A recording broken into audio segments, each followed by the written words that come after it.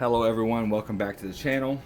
So I finally got this old workbench cleaned off with all the fly tying stuff, just because I'm kind of done with that for right now. I tied a whole bunch of flies, and I have no really reason to continue tying unless I come across something that I actually need.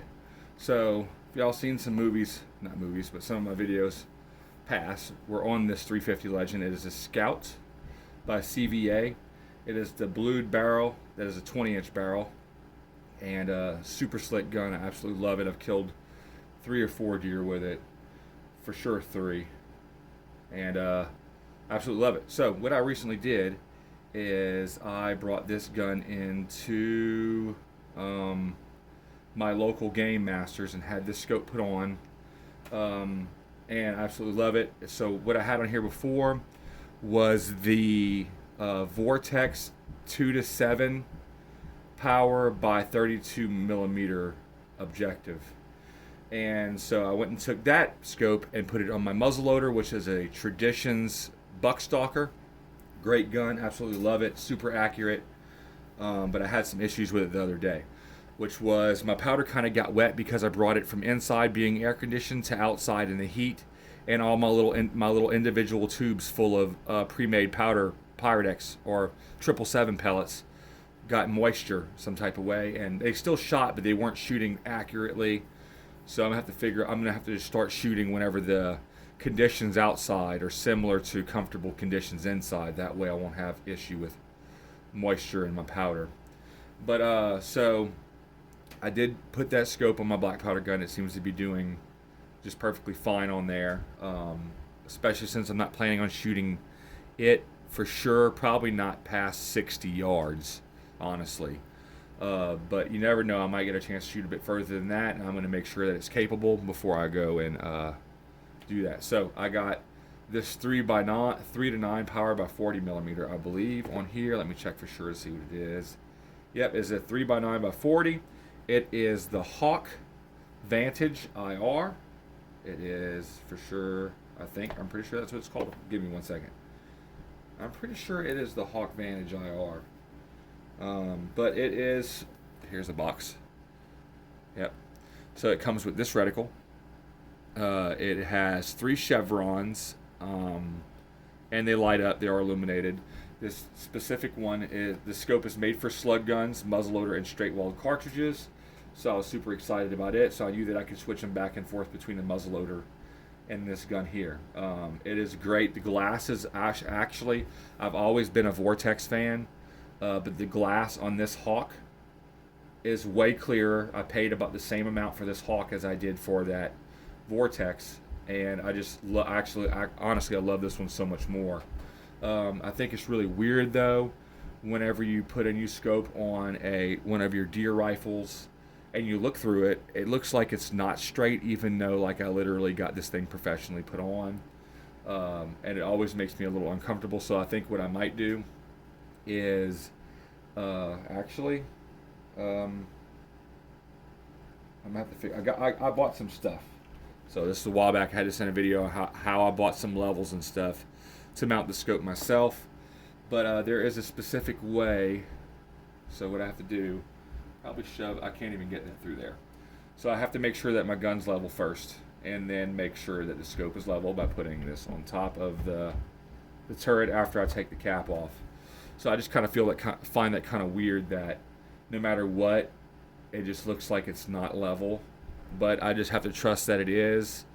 And even though I feel like I have it level, the gun level on my shoulder, the scope still feels like it's off. But hey, it's shooting good at 100 yards.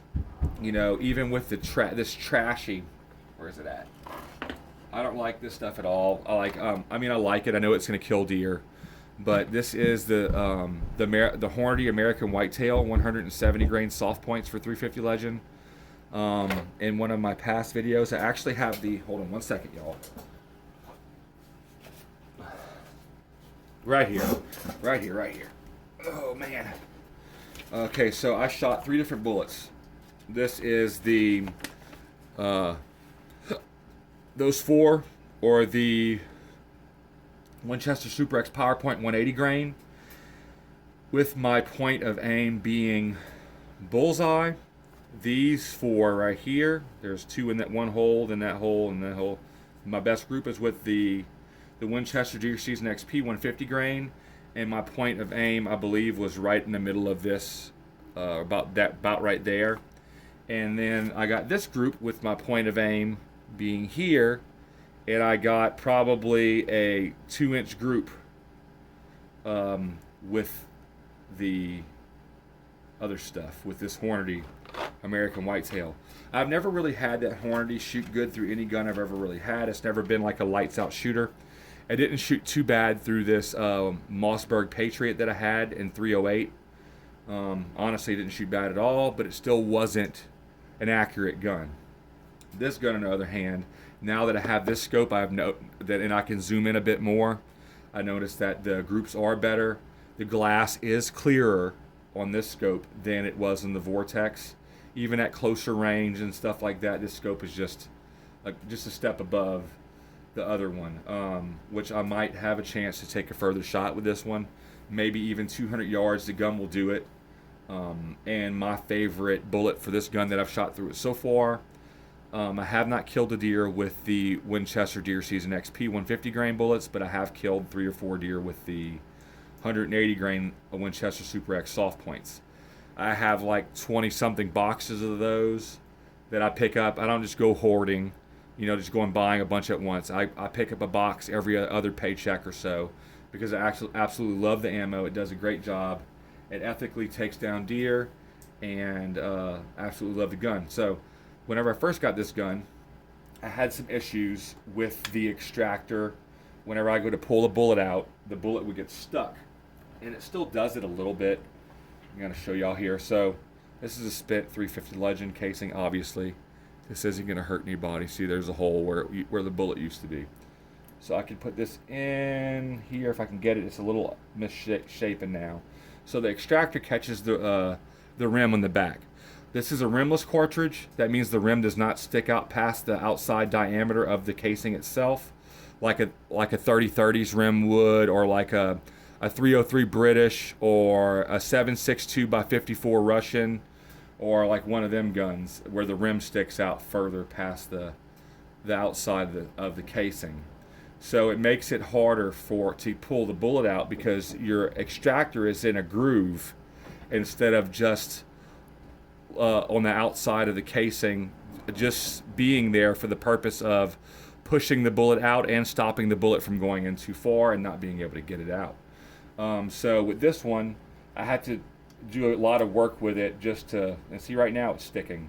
So basically what I have to do, and I just broke my nail. Oh no. So what I have to do is push down on the top of the shell as I pull out, and it's not even, there we go. So like in hunting conditions, that can be kind of finicky, but also in those conditions, you are having a bit more adrenaline, you tend to pull harder. I shot 2 deer with this, one after the other, and I didn't have any issues at all getting the shell out. It is something that I believe if I had a little fine sanding tool to sand the edge on this thing, especially the backside edge and well, obviously both edges, it would make a big difference in getting the shell in and out. But working with it a good bit has made a difference. It is a great gun. Like, there's really nothing I can complain about. The only bad thing about this specific gun, my specific one, I haven't seen any other complaints about that. This seems to be, just my gun. Nobody else is having this issue. But it is what it is. It's not really that big of a deal. Like I said, it kills deer, and it honestly is at this point my favorite deer rifle. I have killed deer, or a lot of deer also, with my 6.5 Grendel. It is a Howell Model 1500 mini action, the OD green, and I have a Nico Sterling 2.5 to 10 power, I think, Target Master, Nico Sterling Target Master on it. I don't like how the turrets lock in place and stuff. There's like a double locking ring thing, and it's kind of difficult to remember which way stuff turns every once in a while. But it is what it is. It works for me. It is good. It is very good glass. It has killed 5 or 6 deer. One of the deer that were killed with it were by my daughter, She shot a really nice 11 point. I have that video down there in my videos in my shorts. So it's like a 50-something second video.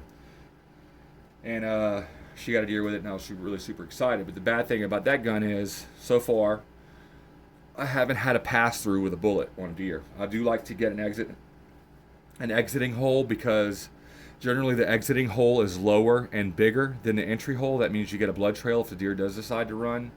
And I have not had that with any of the deer that I shot, but luckily they didn't go far, and was able to retrieve every single deer that I did shoot with that 6.5 Grendel. I shot every single deer with the 6.5 Grendel using the Hornady.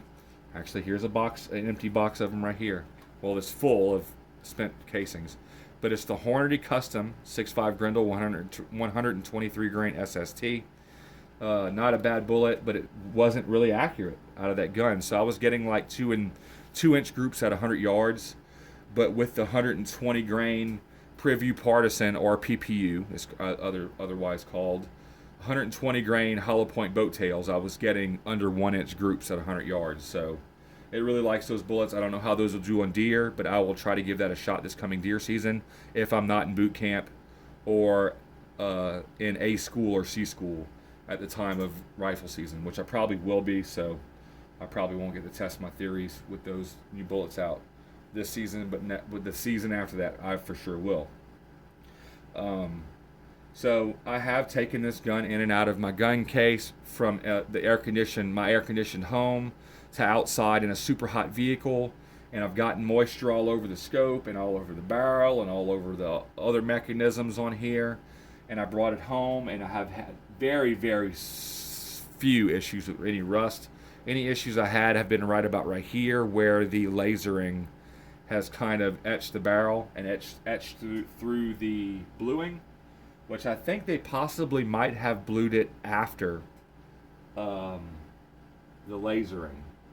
But it still just had some issues in the area where there was the lasering. I could be wrong. The lasering could have been done after the bluing. I'm not sure. It is what it is. It's still a great gun.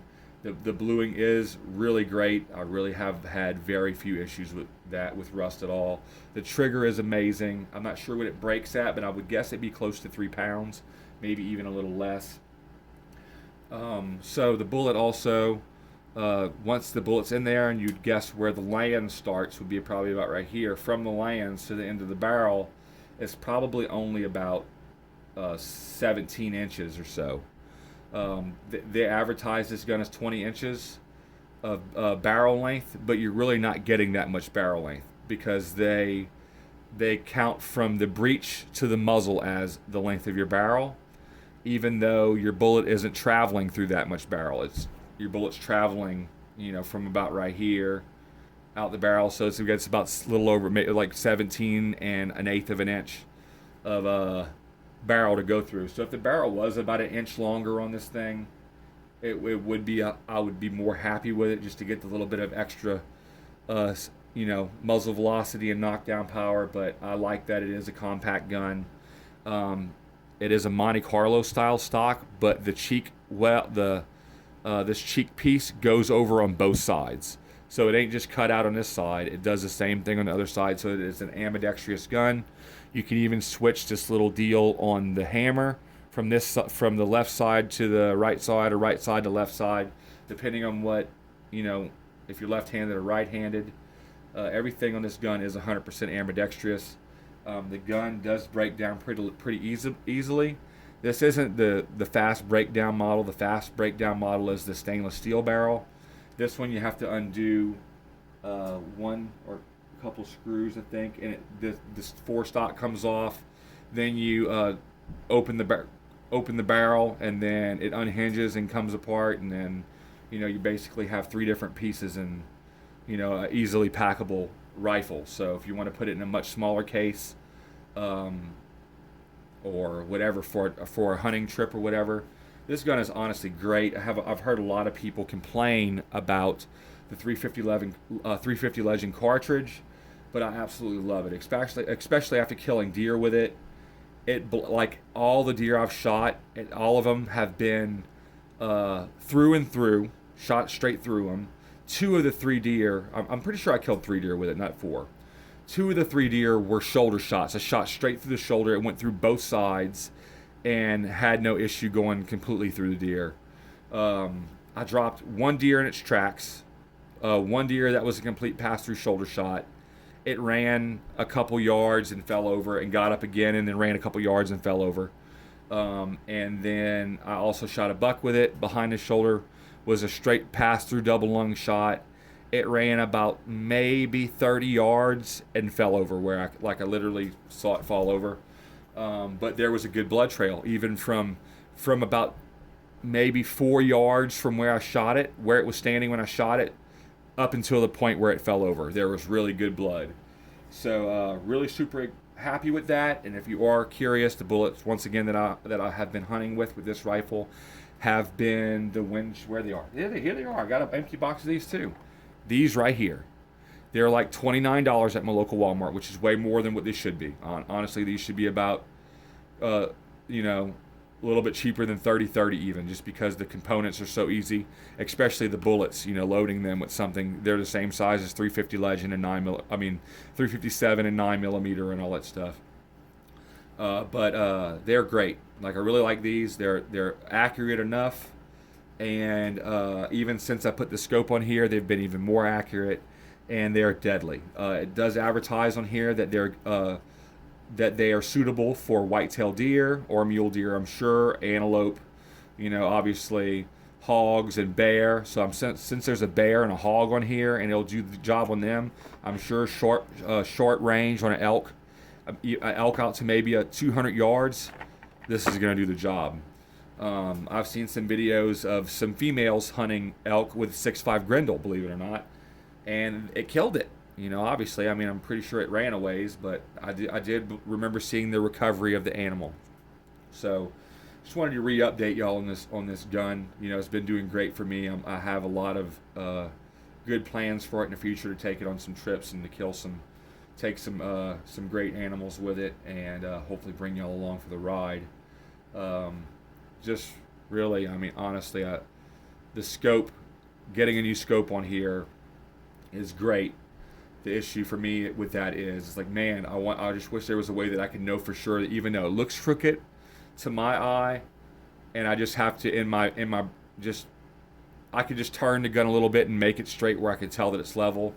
There are ways of doing that, like using an auto, a laser level, putting it on the wall, putting the gun in a deal like this, turning the gun a little bit where you can look through the scope and see that it's straight on the wall, and then making sure everything is straight on your gun after.